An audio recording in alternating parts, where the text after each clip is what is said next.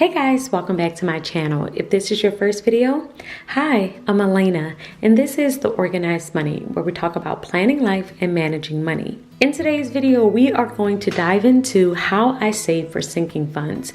If you are not new around here, then you know I have struggled with saving for sinking funds for quite some time. However, I have finally found a system that works for us. So I wanted to dive into what are sinking funds and the different steps and things that I did in order to start saving consistently. So let's get into it. First thing is, this is my happy planner. This is how I keep track of everything in my entire life. And I created my own budget planner within here. With my budget planner, it's a planner that I created and I sell in my shop. You can check the description box if you are interested in it. But this is where I am keeping up with my sinking funds. So sinking funds is a way to save for something that is not included in your budget every single month. For us, it falls under two categories. The first category is something that doesn't happen every single month, but it happens on the same day. An example of this is birthdays, anniversaries, Christmas, and Thanksgiving. Christmas doesn't happen every single month. However, we know it's going to be December 25th every single year, so we need to save for it. The second category for sinking funds is something that doesn't happen every single month, and you don't know when it's going to happen, but you know that it will happen. An example of this is home repair and car repairs. An example of this is home repairs and car repairs. You don't know when you're going to get a flat tire,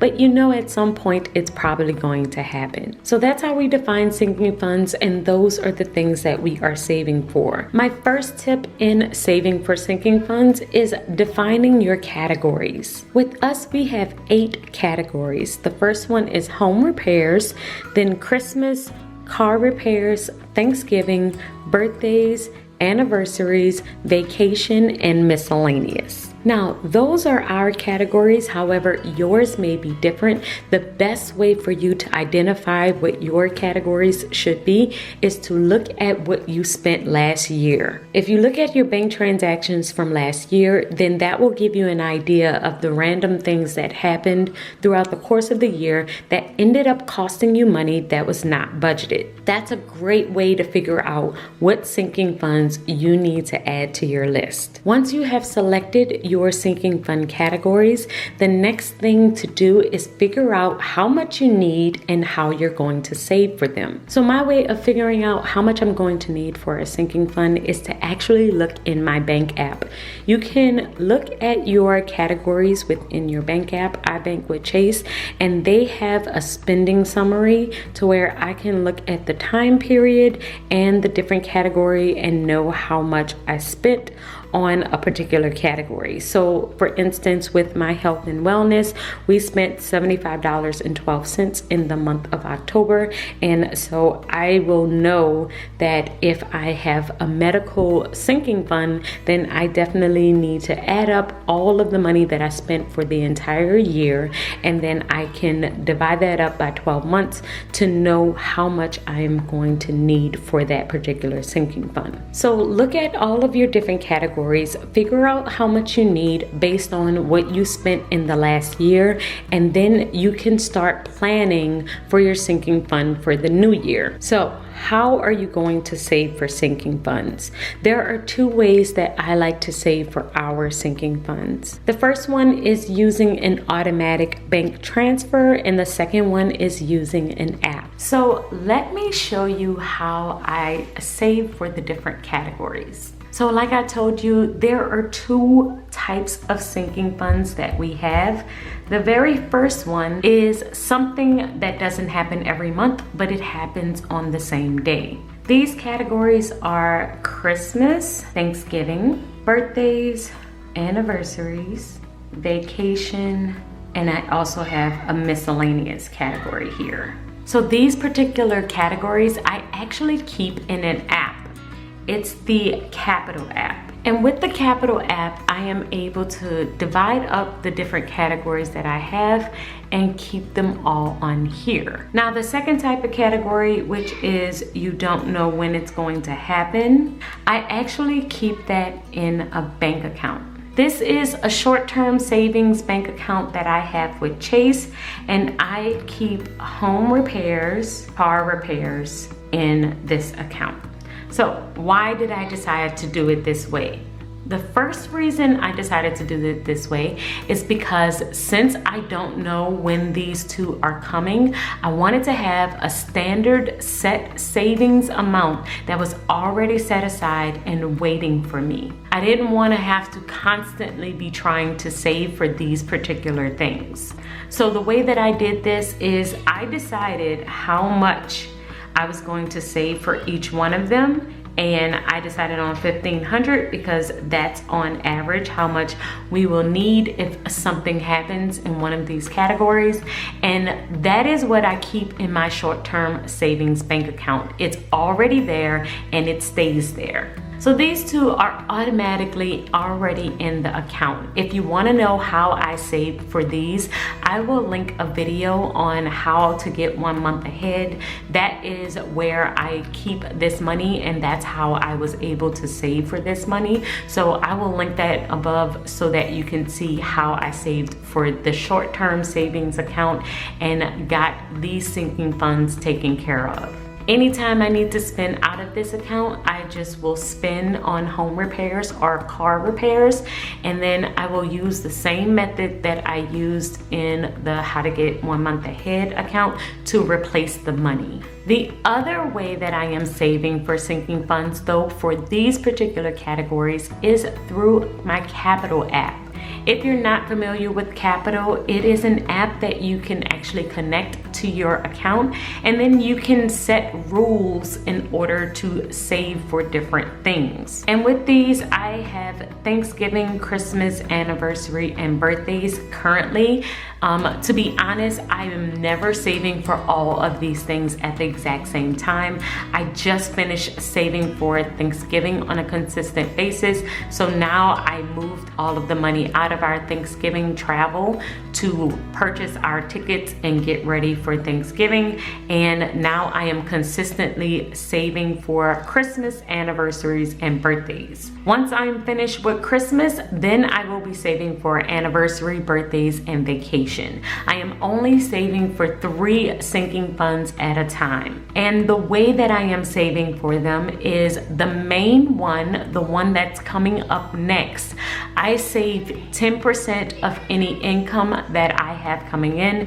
It automatically goes into my very next sinking fund, which currently, since I've already just finished with Thanksgiving, it is currently Christmas. So with my Christmas fund, I am automatically saving 10% of any time money gets dropped into my business account. My goal for Christmas is to have $600, and we currently have $308.96.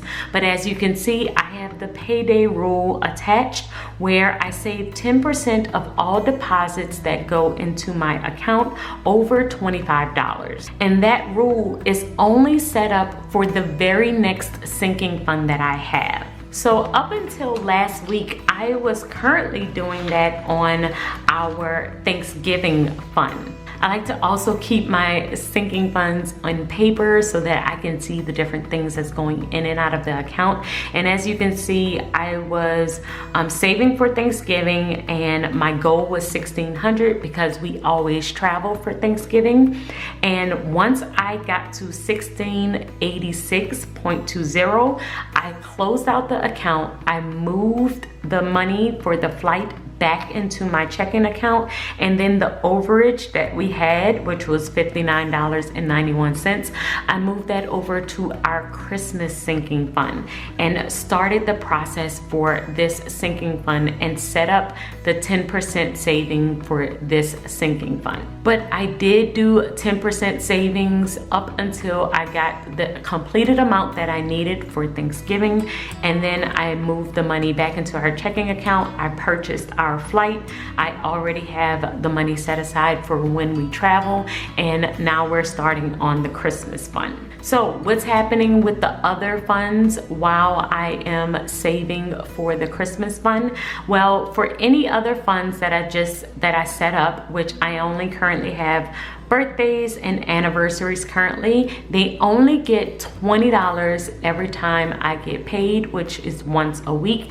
I will have $20 going into these two accounts until my Christmas sinking fund is reached. So once we reach the goal of saving the $600 that we need for Christmas, then I will move the payday rule to my birthday fund, because that will be the very next thing that we need. My daughter's birthday is in January. So I will change the birthday fund to 10%. And start saving the payday rule there, and keep the anniversary sinking fund at $20 every single week, and add on a vacation sinking fund of $20 every single week. So as you can see, I'm only really doing a bulk of my saving for one sinking fund at a time, 10%, until I reach the goal, and then I will adjust my my other sinking funds. And then any other sinking funds that I have, I am saving like $10 or $20 every time I get paid, until it's that sinking fund's next turn up. And I'm doing this mainly with these particular ones because I know when they're coming. And like I said, since I know when they're coming, I am going to save for them on a consistent term until that time comes. But since I don't know when I'm going to need money for my home repairs or my car repairs, I automatically already have that money set aside. Now, I feel like that this is the best way to do it, because I feel like trying to save for all of your sinking funds at the exact same time is really difficult if you don't have a bunch of money to throw at them at one time. When I was trying to save $200-300 every single time I got paid, it became really difficult to try and save for all of them. So now that I have automatically set aside the money that for the sinking funds that I don't know when they're coming up, like home repairs and car repairs, then saving for the other type of sinking funds that I have where I do know when that date is coming up is the best system for me, because I know I can just automatically save 10% for the next particular one and save $10, $15, $20 for all of the other kinds that I have. So with the other ones that I have just set up, as you can see, I have my Christmas one. I also will add one for birthdays, anniversaries, and vacation. And as I am saving $20 for each one of these, currently I'm not saving anything for vacation, but as I save $20 every single time I get paid, I will just actually add that in here so that I can keep track of the current balance. And I will also keep track of how much I'm saving for Christmas.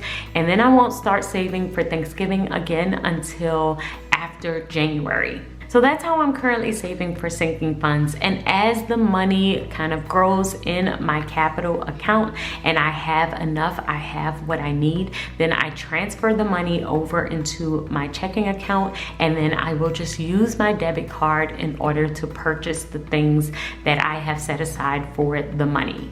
And usually every week I'm updating the balance that is on this sheet. So for instance, currently our Christmas account has $308.96. The last time I updated it, it had $245.35, which means that we have added $63.61. So I just like to add that in here so that I know how much we have added every single week to the sinking fund.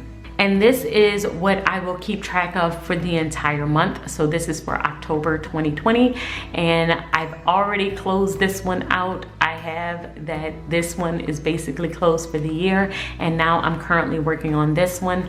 And I started out with $0 here, $0 here, and $0 in vacation.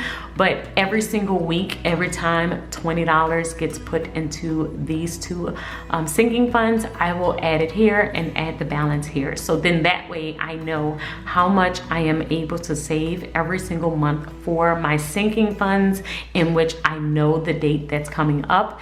and the other account, my short-term savings account, has the amount for sinking funds for car repairs, home repairs, and all of the other random sinking funds that may come up. And that is my current system. I hope that this video has helped you. If you have any questions on your sinking funds, picking your categories, how to transfer the money, how to save for them, then we can definitely talk about it in the comments below. If you're interested in the Capital app, I will put that in the description box below as well, to where you can download the app if you need it. And I will see you guys in the next video. Until next time, keep organizing your life so that you can achieve your dreams. Bye guys.